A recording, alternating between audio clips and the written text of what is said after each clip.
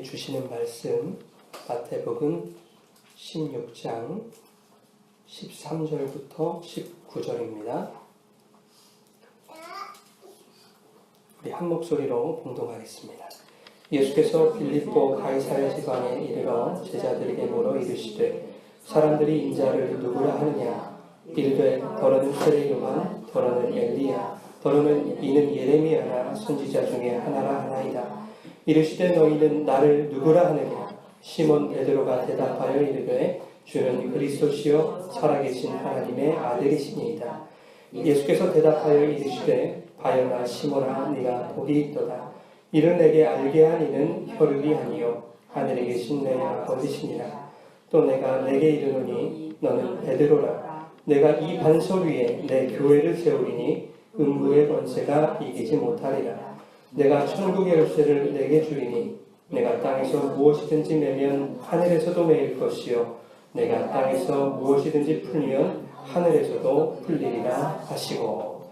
아멘. 하나님의 말씀입니다. 오늘 지난주에 이어서 교회란 무엇인가 두 번째 시간입니다.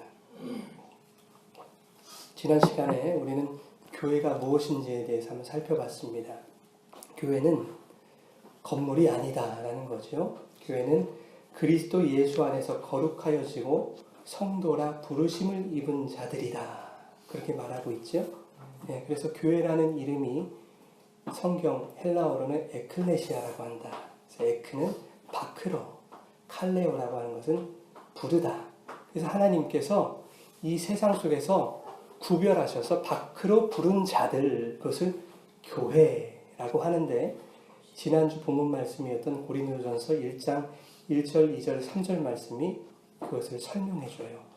그리스도 예수 안에서 거룩하여지고 성도라 부르심 받은 자들, 그것을 교회다, 이렇게 얘기를 합니다.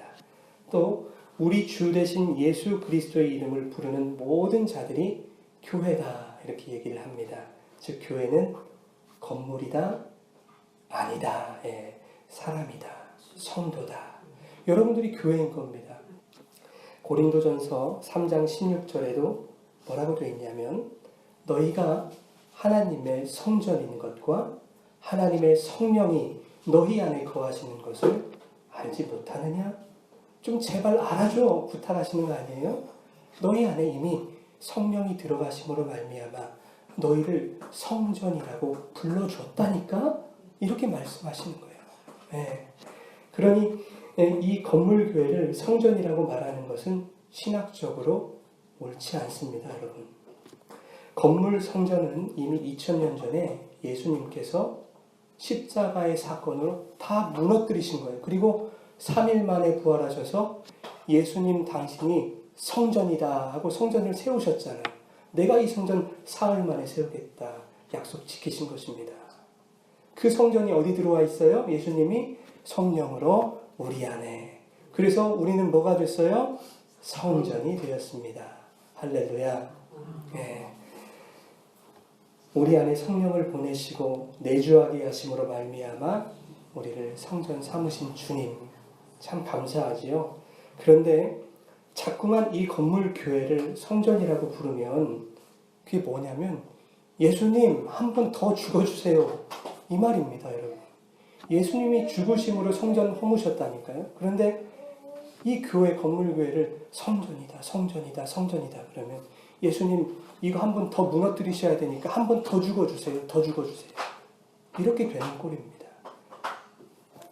물론 우리 입에 배서 고치기가 참 힘들죠. 저도 성전 기도할 때 나오기도 하고 하는데 130년 이상 묵은 이 버릇을 어떻게 우리가 하루아침에 고칠 수 있겠습니까? 어려운 일이죠. 그러나 노력하셔야 된다 하는 겁니다. 노력해야 우리의 믿음의 후배들이 이제 제대로 된 신앙관을 가지고 살아갈 거 아니겠습니까? 무슨 단어 하나 가지고 저렇게 호들갑이냐 이렇게 말씀하실 수 있겠지만 여러분, 말에는 뭐가 있어요? 능력이 있어요. 말에는 힘이 있어요, 여러분. 그래서 단어 하나 간단하게 치부할 문제가 아니라고 하는 것입니다. 제가 여러분을 부르는데 사랑하는 성도 여러분 이렇게 불러야 되는데 사랑하는 자매들 이렇게 부르면 여러분 기분 좋으시겠어요? 제가 뭘 잘못 먹었나 그러실 거 아니에요. 교회를 개척하더니 힘들어서 네가 드디어 뭐 어떻게 돼가는가 보구나 이렇게 생각하실 거 아닙니까? 근데 그런 여러분들에게 이 단어 하나 잘못 사용한 거 가지고 뭘 그러십니까? 이렇게 말하면 그게 말이 안 된다는 겁니다. 단어 하나가 그냥 만들어지지 않습니다. 단어 하나 만들어지기까지 수천 년의 역사가 들어있는 거예요. 그 단어 속에는 수천 년의 역사가 요구하는 의미들이 들어있다고요. 성경도 마찬가지입니다. 하나님이 성경을 하나님의 말로 주셨잖아요. 하나님의 말씀으로 주셨는데 그 말 속에는 하나님이 의도하신 의미들이 숨어 있다 하는 겁니다. 그 의미대로 우리가 해석하지 못하면 우리는 성경을 읽어도 그냥 도덕책이나 윤리책 읽는 수준에 지나지 않겠다라는 생각을 해봅니다.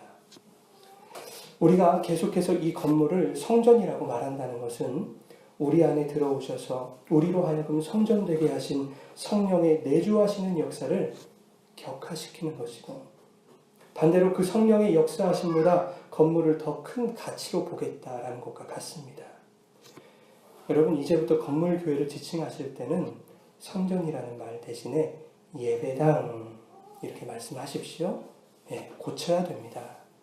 저 어렸을 때요 신태인에 가면 할머니들이 그때는 교회에서 종도 치고 했지 않습니까? 종 막 치면 어디 가세요? 어르신들이 이렇게 물어보거든요. 그러면 우리 예배당 가 그러셨어요.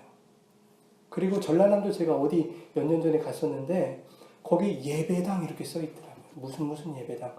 얼마나 좋았는지 모르겠습니다. 예배당이에요. 하나님은 여러분을 성전 삼아 주셨고 내가 거룩하니 너희도 거룩하라 이렇게 말씀하십니다.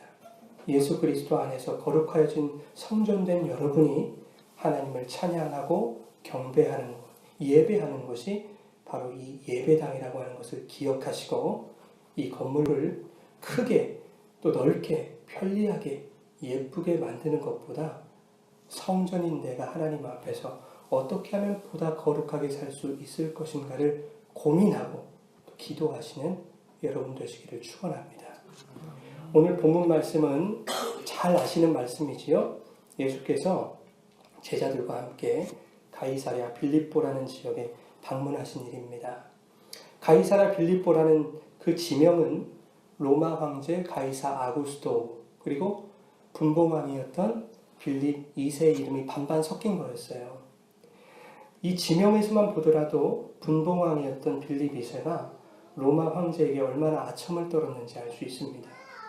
자기 이름만 붙이기 뭐하니까 거기다 가이사를 붙인 거예요. 잘 보이려고. 그만큼 로마 황제는 그 권세가 하늘을 찌르는 듯 했습니다.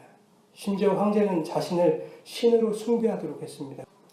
이러한 시대적 지역적 분위기 속에서 황제 이외의 다른 사람을 퀴리오스, 즉 주님이다라고 부르는 것은 아마도 생명을 담보할 만큼 위험한 일이 아니었을까 이렇게 생각을 합니다. 사람들이 나를 누구라 하느냐? 더러는 세례 요한, 더러는 엘리야, 어떤 이는 예레미야나 선지자 중에 하나라 합니다. 그러면 너희는 나를 누구라고 하느냐? 베드로가 대답하지요. 주는 그리스도시요 살아계신 하나님의 아들이십니다. 기독교 역사상 가장 위대하고 가장 핵심적인 그 고백을 베드로가 하고 있다는 것입니다. 그런데 베드로에게 있어서 이 고백은 그저 예수님의 질문에 대한 자기의 생각을 답하는 그냥 일상적인 질의 응답 차원의 그런 대화가 아니었다는 겁니다. 편안한 수준의 그런 대화가 아니었다는 겁니다. 그것은 다른 제자들 또한 마찬가지였을 거예요. 베드로만 잘나서 예수님을 주로 고백했을까요, 여러분? 늘 예수님과 함께 동행했던 다른 제자들도 마음속으로는 예수님이 우리의 주님이시지요. 품고 있지 않았을까요? 날마다 함께 했는데. 그러나 그 동일한 마음을 입술로 표현할 수 없었던 이유가 있지 않았을까요?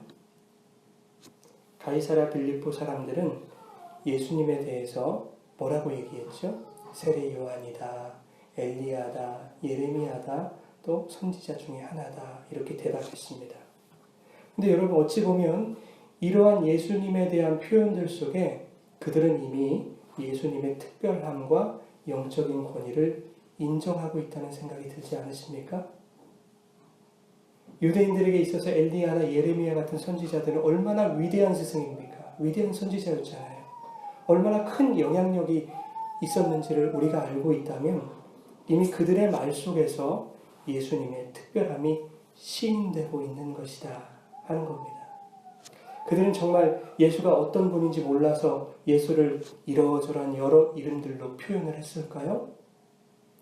물론 요한이나 엘리야가 다시 살아 돌아왔을 것이라고 믿는 사람들도 분명히 있었습니다. 왜냐하면 그 당시는 예수님이 부활하기 훨씬 이전이었잖아요. 그럼에도 불구하고 그 당시의 문헌들을 살펴보면 부활의 신앙이 있었습니다.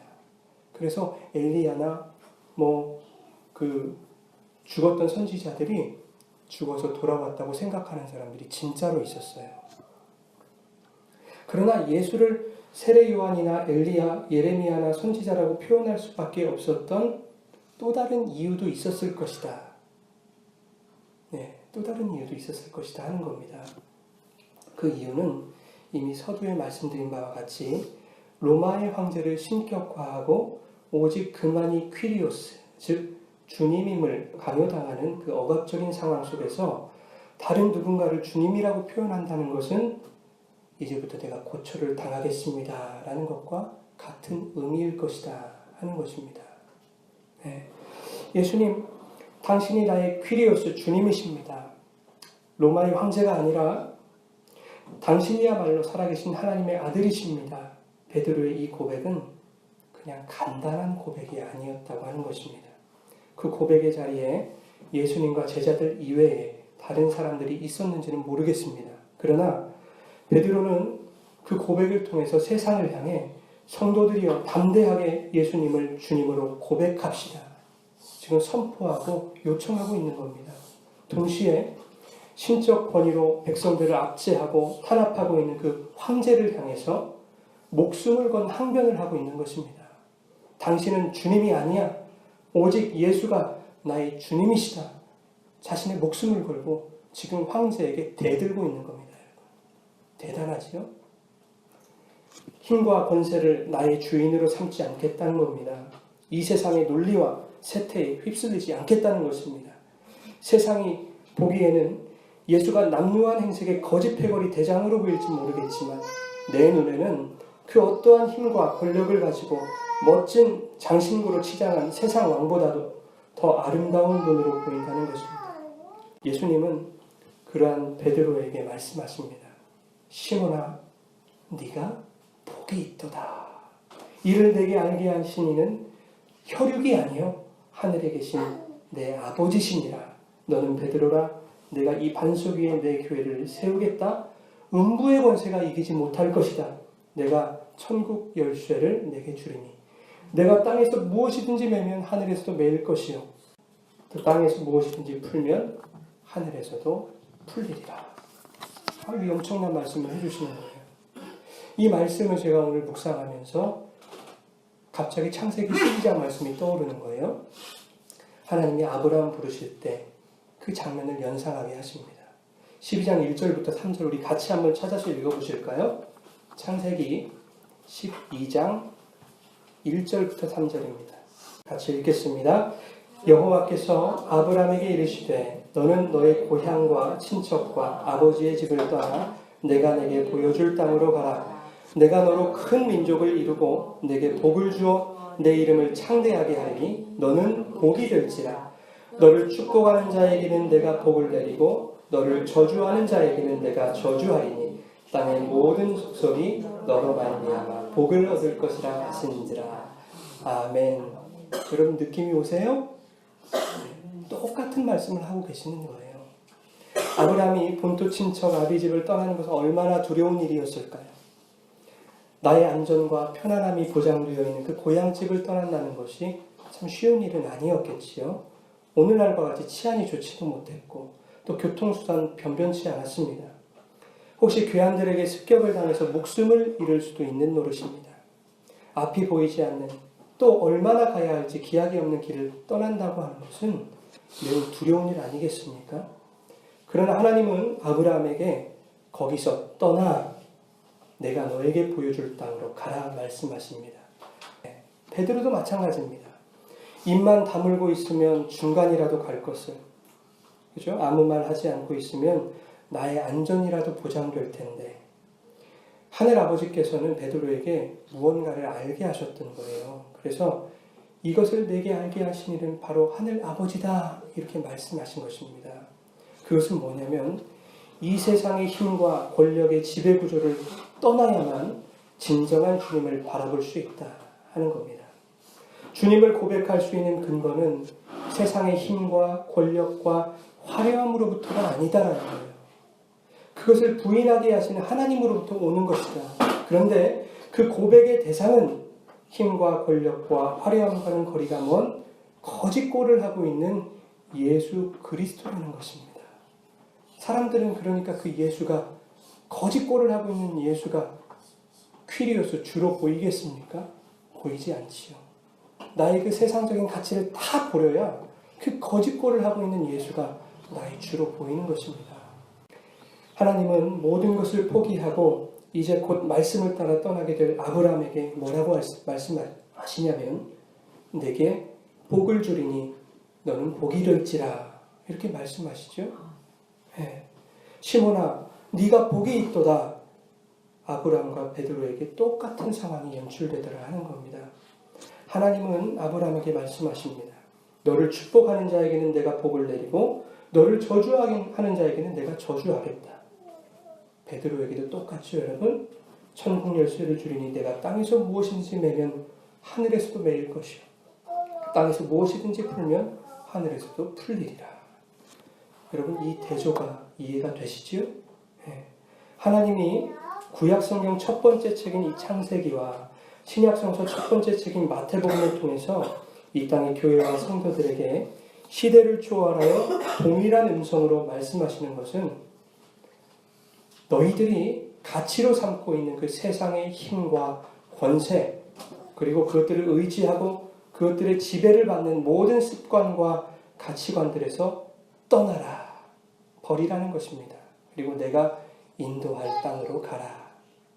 그렇지 않으면 주님을 따라다닐 수는 있지만, 무리들처럼 따라다닐 수는 있지만 예수님을 주로 고백할 수는 없다 하는 것입니다.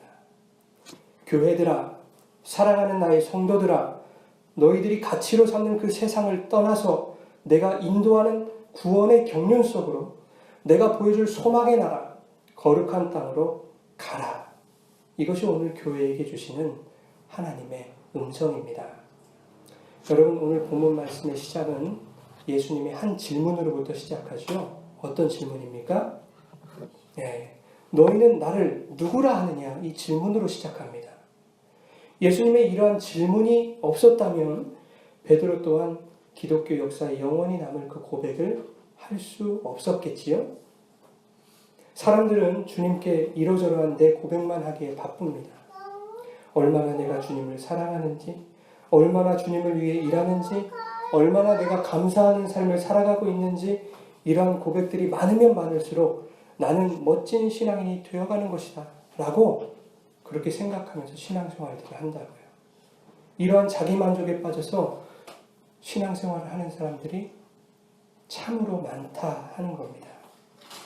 그런데 그 고백이 정말 주님이 원하시는 고백일지 그렇지 않을지는 여러분 생각해 봐야 될 문제 아니겠습니까?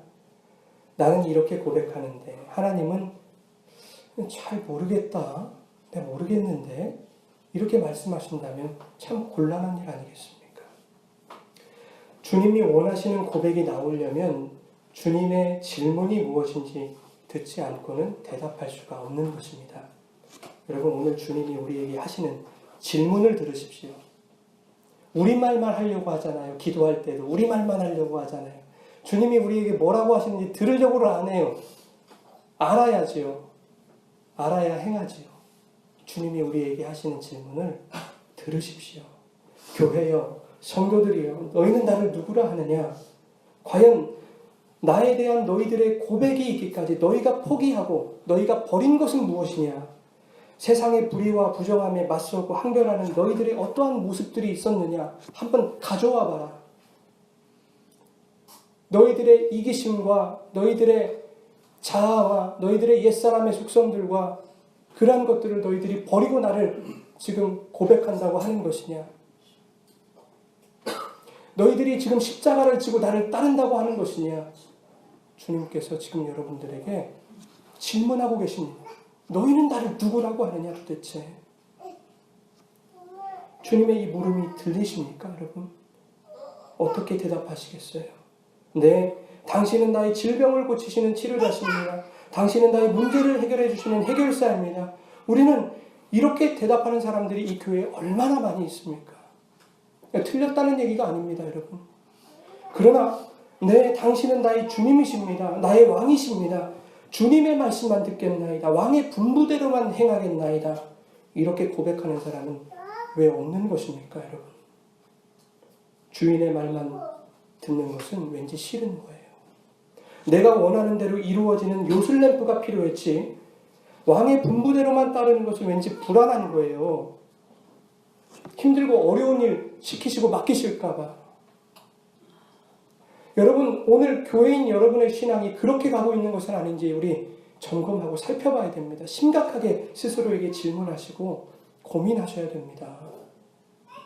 이 질문을 들었음에도 불구하고 여전히 예수님, 그래도 저는 이 땅에 살면서 더 부자로 살고 싶고 더 높은 지위, 더 큰 힘을 뽐내며 살고 싶어요. 그렇다고 해서 제가 예수님을 안 믿는 건 아니잖아요. 이렇게 대답을 하기 원하시는 분들 많이 있습니다. 대한민국 교회에. 그런 분들 잘 들으셔야 됩니다. 그는 아직 성도로 부르심을 받은 교회가 아닌 것입니다. 부자로 사는 것, 높은 지위와 명성이 잘못된 것이 아닙니다, 여러분. 그것이 잘못됐다고 하는 것이 아닙니다. 그러한 것을 가치로 삼고 그것을 이루기 위해서 예수를 믿는 그 믿음을 이용하는 것이 잘못됐다고 하는 것입니다. 우리가 예수님을 주님으로 모셨다면, 그분을 우리의 왕으로 모셨다면 모든 것을 주님께 맡겨드려야 됩니다. 우리의 삶 속에 주님이 어떻게 행하시든 우리는 그것을 문제 삼을 수 없다는 겁니다. 우리에게 부자의 역할을 맡으신 부자로 사는 것이고, 그래, 이 세상에 살아가면서 너는 조금 가난하게 살아도 믿음을 지킬 수 있어. 그러면 가난하게 사는 거야. 그러면 감사합니다, 주님. 이 배역에 충실하겠습니다. 주님께 그렇게 감사하는 겁니다. 설사 내 생각대로 되지 않았다 하더라도 나의 왕이 그렇게 행하셨으므로 그것이 나에게 족한 줄 알고 감사할 수 있는 것이 바로 성도이고 교회입니다. 심지어 교회는 주님을 인하여 세상으로부터 고초를 당하라고 말씀하고 계시는데, 너희가 세상에서 환난을 당한다 그랬는데 그 세상이 두려워서 여전히 예수님을 세례 요한일걸요? 엘리야일걸요? 예레미야지 않을까요? 이렇게 확신 없는 말로 그렇게 표현할 수밖에 없는 우리들의 모습은 없는지, 또한 마음으로만 품고 그것을 드러내지 못했던 다른 제자들과 같지는 않은지, 당할 고난이 두려워서 우리의 삶 속에서 예수님을 나의 주님으로 고백하지 못하고 드러내지 못하는 우리들의 연약한 모습은 없는지 오늘 이 시간 스스로에게 질문해 보시고 하나님 앞에 잠잠하게 기도로 나아가시기 바랍니다.